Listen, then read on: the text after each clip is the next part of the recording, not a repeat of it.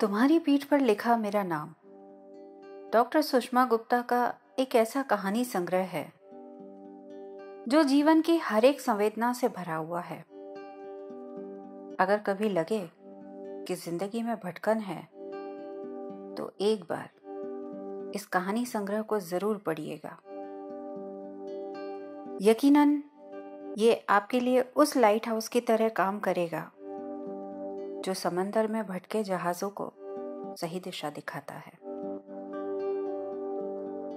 इसी किताब के पंक्तियों रूपी मोतियों को चुनकर पल्लवी पुंडीर ने अपने ख्यालों के धागों में पिरोकर एक खूबसूरत समीक्षा के रूप में प्रस्तुत किया है।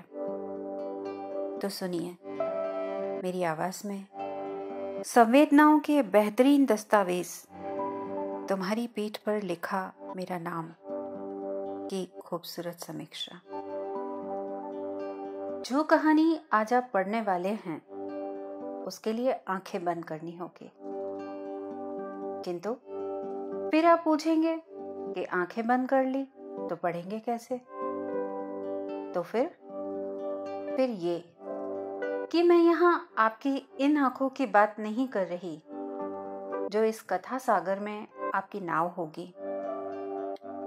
मैं तो आपके इर्द गिर्द फिरती उन स्वरों तथा उन कार्यों की आंखों को चंद मिनटों के लिए बंद कर लेने का आग्रह कर रही हूँ जो इस रूहानी यात्रा में विघ्न खड़ा कर सकती है।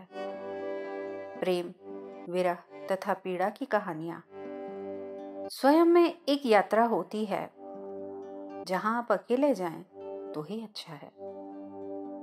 प्रेम पढ़ते समय गालों पर लाली ना आए, विरह हृदय में शूल की तरह न चुभे तथा पीड़ा यदि भाव सांद्रता को न जागृत करे तो आपकी यात्रा विफल है।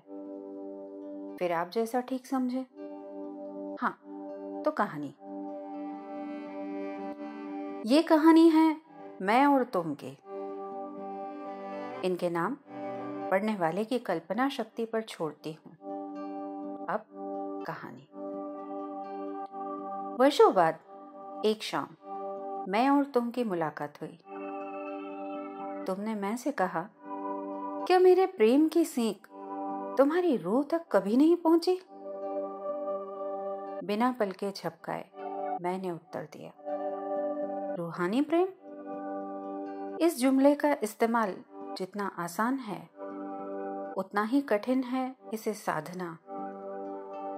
प्रेम यकीनन भोग है, कहीं मन का कहीं तन का, पर इसे करने वाला ताउम्र भूखा ही रह जाता है। तुम की आंखें नम हो गई और शब्द होठों से फिसल गए। किसी का होना हमारे जहन पर असर करता है और किसी का चले जाना हमारी नाभि के आसपास बहुत गहरा कुछ अंदर से खींचने लगता है। ठीक ठीक बता पाना मुमकिन नहीं है कि कैसी फीलिंग होती है किसी के चले जाने के बाद। जहन ठसाठस भरने लगता है उसकी बहुत सारी बातों से, यादों से, हंसी से। उसके बोलने से मैं का पिघलना आरंभ हो गया था, लेकिन मोम पिघलकर उसके कंधों पर ही जमा हो रहा था। अब जेब से सिगरेट निकालकर सुलगा ली थी, फेफड़ों तक ऑक्सीजन पहुंच पाए। अब मैंने कहा, मेरे शब्दों का मर्म समझना कठिन है। तुमने नम आंखों से कहा, शब्दों को ट्रेवल करने के लिए हवा की जरूरत होती है। हवा खाली स्थान पर होती है।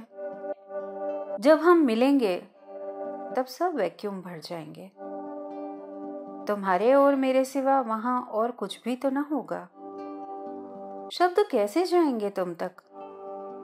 तुम मुझे छूकर मेरी बात महसूस कर लेना। मैं के चेहरे पर कई भाव ठहर गए।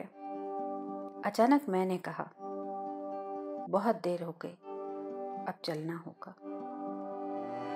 तुमने बस इतना कहा, आज की रात रुक जाओ, मेरे मकान को घर बना दो।